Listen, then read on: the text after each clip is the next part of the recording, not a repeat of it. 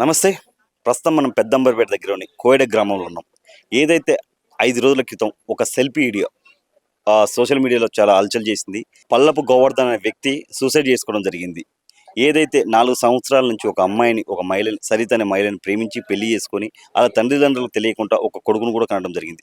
ఈరోజు ఆమె ఆ కొడుకును కూడా వేరే వాళ్ళకి అమ్మేయడం జరిగింది. ఆమె ఈ గోవర్ధన్ అనే వ్యక్తిని కాకుండా వేరే వ్యక్తిని పెళ్లి చేసుకోవడం జరిగింది. దానికి మనస్తాపానికి గురైపోయి ఎక్కువ ఎమోషన్ అయిపోయి డిప్రెషన్‌లోకి వెళ్లి చనిపోవడం జరిగింది. మరి ఈరోజు గోవర్ధన్ వాళ్ళ ఇంటికొచ్చాం మనం. ఇదే గోవర్ధన్ వాళ్ళ ఇల్లు. చాలా చాలా పేద కుటుంబం. నిజంగా ఎలా అంటే ఈ ఫ్యామిలీ ఒడ్డెర ఫ్యామిలీకి సంబంధించిన వాళ్ళు డైలీ కూలి వారిగా పనిచేసుకుంటే రోజు 500 కూలి కూలి పనులతోని బతికే ఫ్యామిలీ ఇది. చాలా గరీబైన ఫ్యామిలీ. ఇప్పుడు మనం చూస్తున్నాము ఇక్కడ గోవర్ధన్ వాళ్ళ మమ్మీ ఏమో కొంచెం హార్ట్ పేషెంట్, మాట్లాడే సిచ్యువేషన్ లేదు. తర్వాత మాట్లాడించే ప్రయత్నం చేద్దాం. లోపలికైతే వెళ్ళి చూపిస్తాం మీకు. ఇది వీళ్ళ ఇల్లు చూడండి. ఎంత చిన్న కుటుంబం, చాలా పేద కుటుంబం. చూడండి ఇల్లు కూడా ఎంత చిన్న ఇల్లు. ఇల్లు మరీ డబ్బున్న వాళ్ళు కూడా కాదు, చాలా చిన్న కుటుంబం. కష్టపడి రోజు కష్టపడితే 500 కూలి వస్తుంది. అతను సురేష్ ఎవరైతే గోవర్ధన్ అనే వ్యక్తి, అతను ఈ తల్లిదండ్రులకు అండగా ఉండి ఫ్యామిలీని చూసుకునే వ్యక్తి. చాలా మంచివాడు మా అన్న. అందరితో ఇంటి పక్కన వాళ్ళతో అందరితో కూడా చాలా మంచిగా ఉండే వాళ్ళని కూడా ఇక్కడ చుట్టూ వాళ్ళ పిన్ని వాళ్ళు వీళ్ళందరూ కూడా చెప్తారు. మరి ఎవరైతే ఇప్పుడు గోవర్ధన్ చనిపోయే ముందు ఏదైతే ఆ సెల్ఫీ వీడియోలో మాట్లాడడం జరిగింది, నేను చనిపోతున్నాను అన్న అని చెప్పినప్పుడు కూడా ఆమె చనిపో అని చెప్పింది. అలాగే వాళ్ళ చెల్లెల గురించి నీ చెల్లెల్లాగా అని చెప్పి నేను అని ఆ అమ్మాయి కూడా మాట్లాడడం జరిగింది. ఎవరైతే సరిత అనే గోవర్ధన్ వైఫ్ ఆమె మాట్లాడడం జరిగింది. మరి ఇప్పుడు నిజంగా ఇక్కడ ఈ గోవర్ధన్ వాళ్ళ చెల్లె కూడా ఉన్నారు. మాట్లాడించే ప్రయత్నం చేద్దాం. మరి ఎందుకు ఆమె అలా అలా అన్నది చెల్లి అని చెప్పి మాట్లాడించే ప్రయత్నం అయితే చేద్దాం మనం. ఇప్పుడు నిజంగా మీ అన్నయ్యని తెచ్చి ఇవ్వలేము, మీ అన్నయ్య లోటు మేము తీర్చలేము. ఎవరైనా మా వంతు బాధపడడం తప్ప మేము ఏం చేయలేము. ఇప్పుడు మీ అన్నయ్య ఏదైతే సెల్ఫీ వీడియోలో మాట్లాడేటప్పుడు, అలాగే మీ అన్నయ్య కాల్ మాట్లాడినప్పుడు కూడా ఆ సరిత అనే వ్యక్తి చనిపోతే చనిపో, నాకేంటి, నేను మీ చెల్లెలా కాదు అని చెప్పి కొంచెం మీ క్యారెక్టర్ బ్యాడ్ చేసే ప్రయత్నం చేసింది. అసలు ఏం జరిగింది? అసలు మీకు పరిచయం ఉందా అమ్మాయి? అసలు మీ అన్నయ్య 4 సంవత్సరాల నుంచి పెళ్లి చేసుకున్న విషయం మీకు తెలుసా తెలీదా? తెలీదండి. తనెవరో కూడా నాకు తెలీదండి. అసలు ఆ రోజు తీసుకొచ్చినప్పుడే నేను చూసానండి తన మొహం గానీ, అప్పుడు చూసి తనతోని పల్లెత్తి కూడా నేను మాట్లాడలే. ఆ విషయం కూడా నాకు తెలీదండి. అసలు నాకు ఆ విషయం కూడా తెలీదు. అసలు నా గురించి బ్యాడ్‌గా వీడియో కాల్‌లో మాట్లాడుతుంటేనే తెలిసిందండి. మా అన్న కూడా కుమిలిపోయిండు.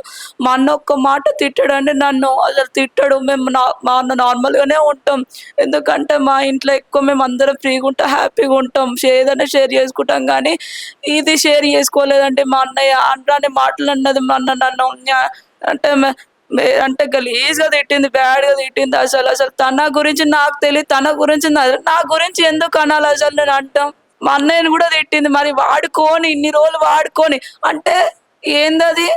అంటే ఉన్న రోజులు వాడుకొని అంటే మా అన్నని అంత చీప్‌గా తీసేసిందండి. ఇప్పుడు మీ అన్నయ్య ఏదైతే ఆడియో కాల్‌లో ఫోన్ చేసి నేను ఇలా చనిపోతున్నాను, అయిపోయింది, అంతా అయిపోయింది, నేను చనిపోతున్నానని చెప్పి చివరి కాల్ చేస్తుందని చెప్పి ఆ అమ్మాయి సరిత అనే అమ్మాయికి ఫోన్ చేయడం జరిగింది.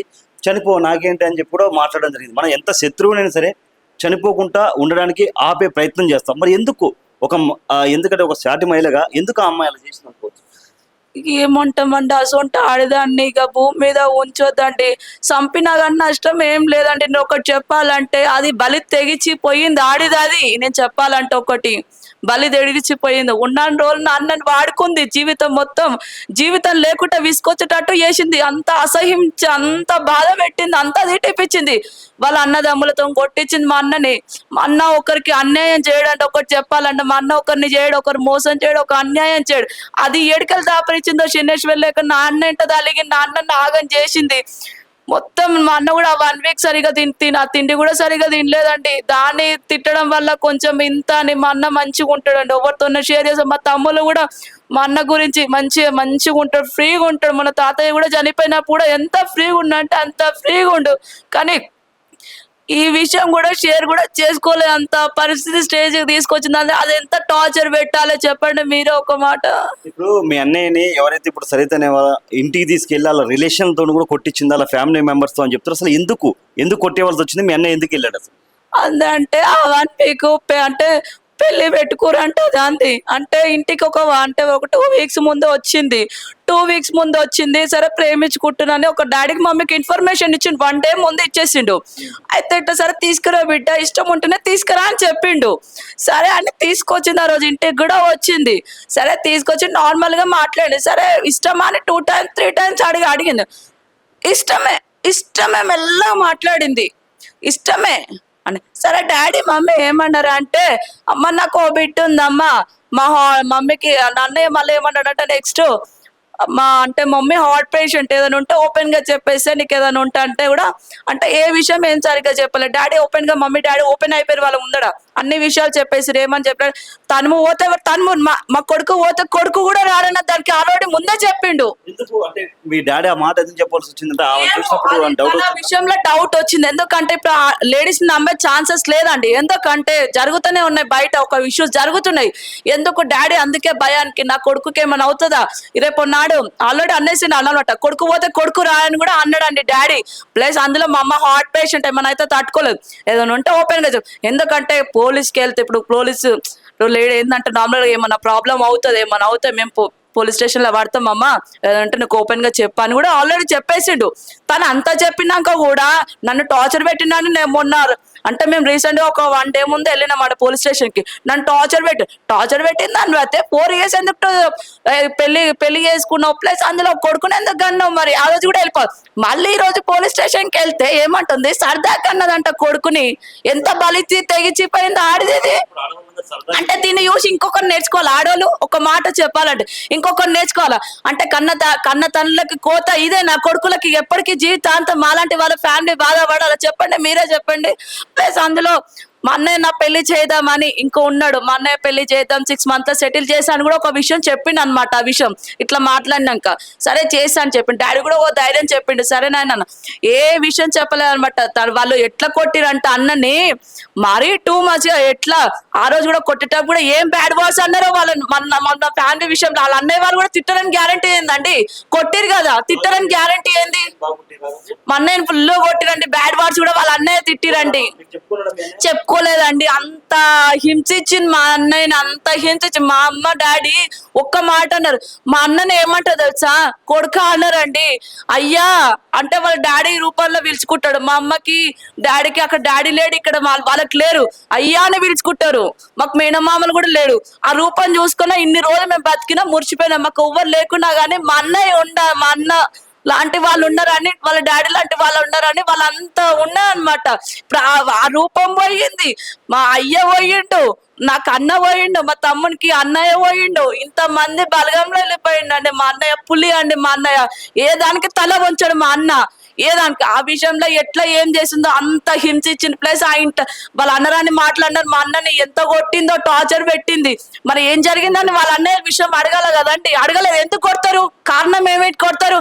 అదే విషయంలో నీ విషయంలో మీద అయితే టార్చర్ పెడుతుండే కదా. ఒక మాట ఎందుకు కొట్టవలసి వచ్చింది. వాడు కూడా ఒక మొగోడే కదా అండి, వాడు కూడా ఒక మొగోడే కదా.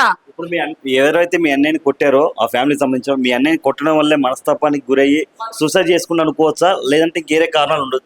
దాని వల్లనే చనిపోయేదండి. ప్లస్ అందులో వాళ్ళ అన్నయ్యలతో పాటు కొట్టించండు. 20 tablets మింగిండండి. మనం ఒక్క టాబ్లెట్ కే ఆలోచిస్తాం. ఎట్లా ఆ రోజు ఫుడ్ కూడా తీసుకోలేదండి, మంచినీళ్ళు కూడా తీసుకోలేదు ఆ రోజు. చెప్పాలంటే అంత గురయ్యిండు, అంత విసిగిపోయిండు. అంటే తన లైఫ్ మీద ఇంట్రెస్ట్ లేకుండా వెళ్ళిపోయిందండి.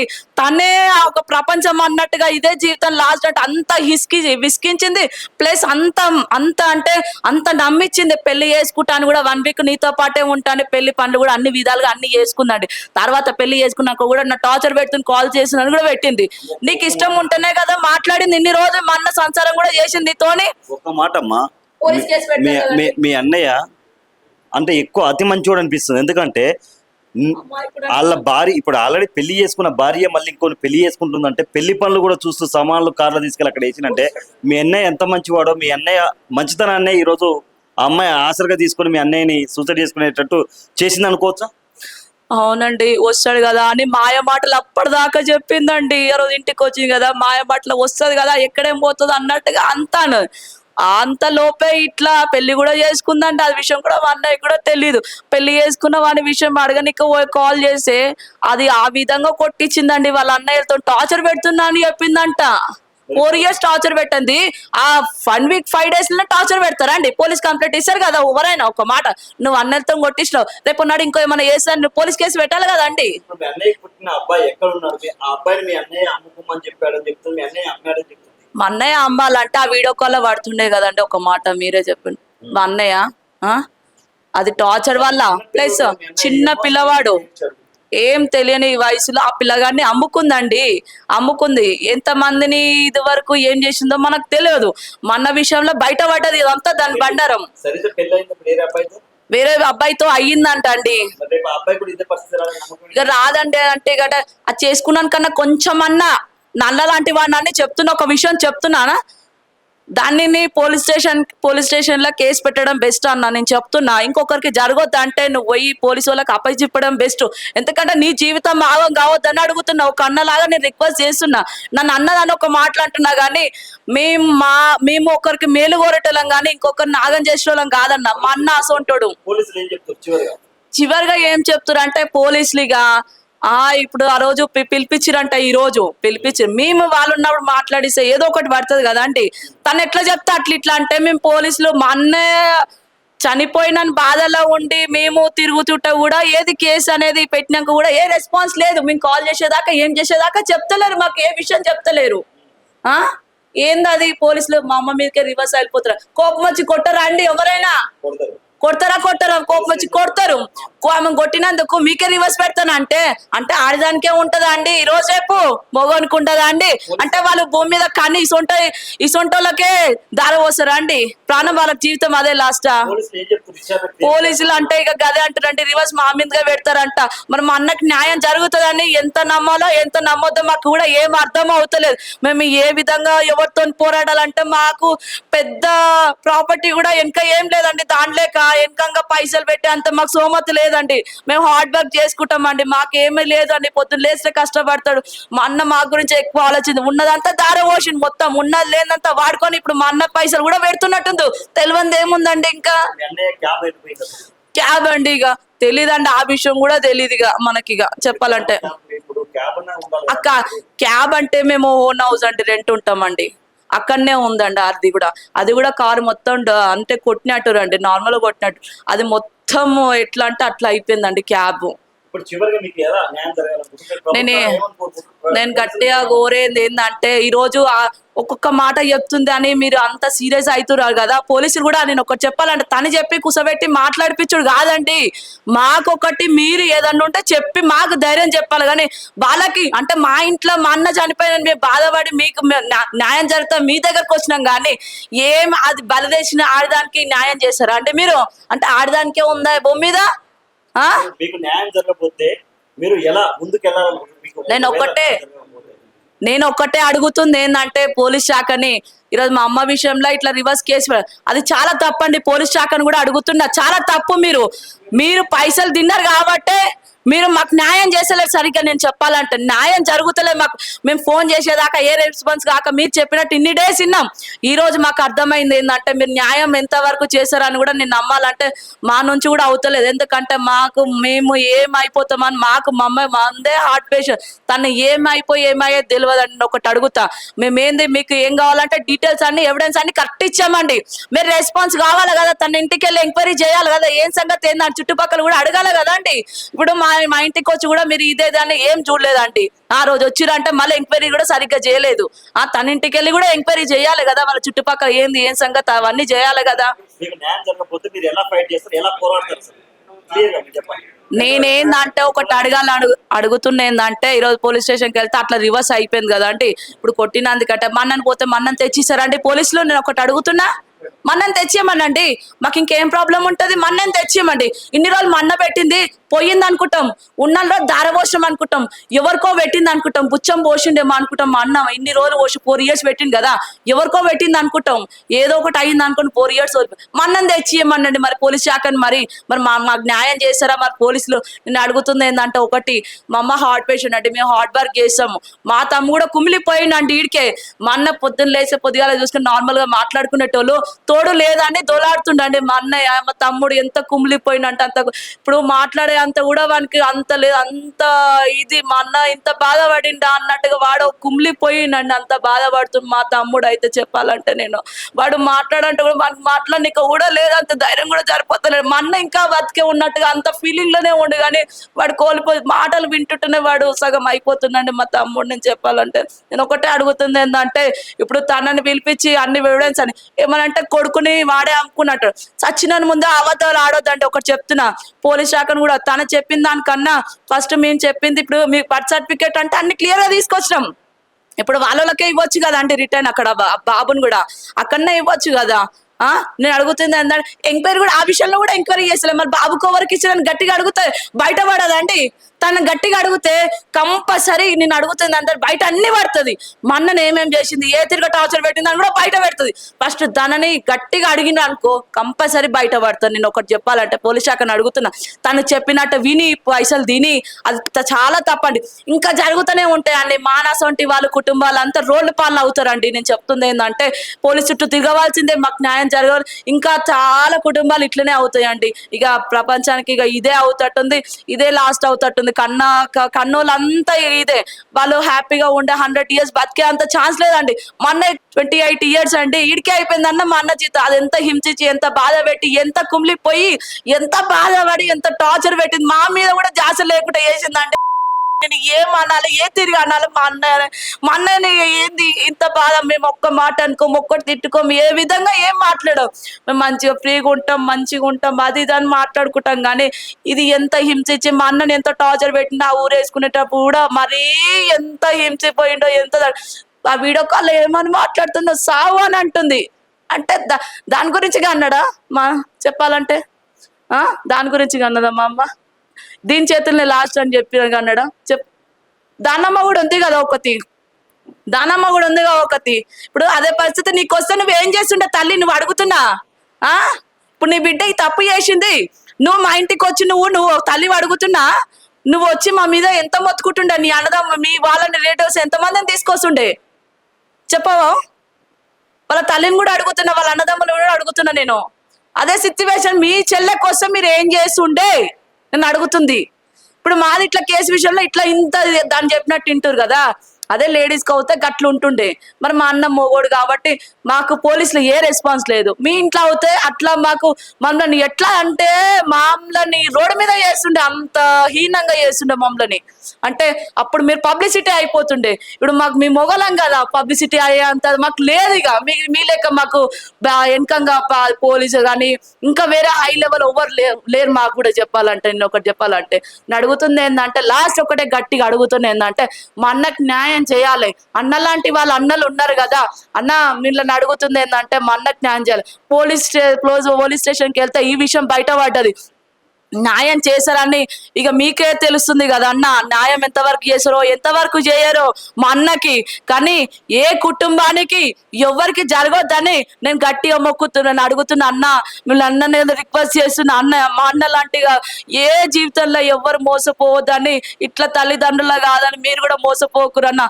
అందరం కలిసి పోరాటం చేద్దామన్న, మా అన్నకి న్యాయం చేయడానికి మీరు అందరు ముందుకు రావాలని రిక్వెస్ట్ చేస్తున్నాను అన్న. ప్లీజ్ అన్న, మీరు అసలు మా అన్న విషయంలో అందరు ముందుకు రావాలి. ఎందుకంటే తల్లిదండ్రుల కోస కడుపు కోత ఎవ్వరు చేయలేరన్న. ఒక చెప్పాలంటే 5 days 10 days మంచిగా ఉంటారు, తర్వాత ఎవరు పట్టించుకోరన్న వాళ్ళ బాధ. నేను ఒకటి చెప్పాలంటే, నేను ఒకటి అన్న, మా అన్నకు న్యాయం చేయడానికి మీరు అందరు ముందుకు రావాలని గట్టిగా మొక్కుతున్నా. ఒక చెల్లెలాగా అనుకోండి, మీరు అందరు ముందుకు రావాలి. మా అన్న ఒకటి చెప్పాలంటే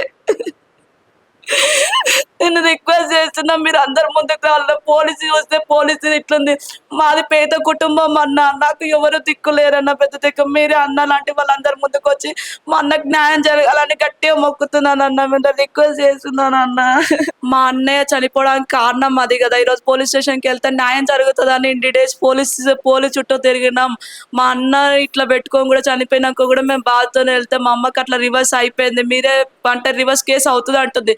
మాకు న్యాయం ఏమన్నా జరగలేదనుకో మేము అక్కడనే పెట్రోల్ మా అన్నకన్నా ఎక్కువ ఏమీ లేదు చెప్తున్నా. నేను గట్టిగా అడుగుతున్నా రేవంత్ సార్ కానీ, పోలీస్ శాఖ కానీ, అందరి నాయకులని, అమ్మ మహిళా మండలాలు కూడా అందరినీ రిక్వెస్ట్ చేస్తున్నా. అమ్మ ఏది వాళ్ళకు రావద్దమ్మా కడుపు కోత. మీరు కూడా ఒక తల్లులే కదమ్మా, అక్కలు కూడా చెల్లెళ్ళు అందరు రిక్వెస్ట్ చేసిన మనలాంటి వాళ్ళు తల్లిదండ్రులని అక్క చెల్లెల్ని మన లాంటి వాళ్ళ అన్నలని ఇట్లా ఆగం చేయడం కూడా ఇంతవరకు న్యాయం మీకు కూడా తెలుస్తున్నది. అమ్మ తల్లి గట్టిగా రిక్వెస్ట్ చేసిన మీరు అందరు ముందుకు వచ్చి మా అన్న కూడా న్యాయం చేయాలని గట్టిగా మొక్కుతున్నాను. కానీ ఈ న్యాయం ఆ న్యాయం ముందుకు రాలేదనుకో మేము అందరం నగర్ మండల పోలీస్ స్టేషన్ దగ్గరనే ఏం న్యాయం జరగదు అంటూ పోలీసులు అట్లా రివర్స్ అయ్యారు కదా, మా మీద రివర్స్ పెడతంటారు కదా. మేము మా అన్న ఆ పని చేసుకుంటాం, మాకు ఎవ్వరు మీరు అందరు ముందుకు వస్తే న్యాయం చేస్తాను అంటేనేమో మాకు మేము పేదోళ్ళమమ్మ. మేము అందరిని రిక్వెస్ట్ చేస్తుంది ఏంటంటే నాయకులు పోలీస్ స్టేషన్ వీళ్ళందరినీ మహిళా మండలం చెల్లెళ్ళు అక్కలు అందరిని అలాంటి వాళ్ళందరినీ రిక్వెస్ట్ చేస్తుంది ఏంటంటే అక్కడ వరకే మేము అక్కడ